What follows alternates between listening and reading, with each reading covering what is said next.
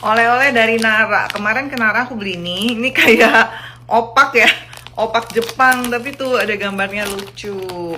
Tulisannya ini gambarnya si udang ya. Cobain yuk. Opak sama nggak sama opak Jakarta? Opak Indo. Ini mau dibawa takut hancur. Jadi udah dimakan aja. Lucu ya ada gambarnya. Nah dia tuh enteng. Tuh.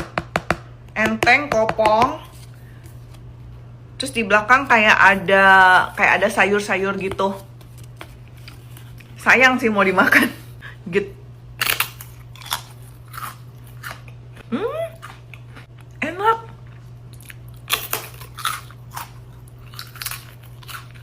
Iya dia kayak opak.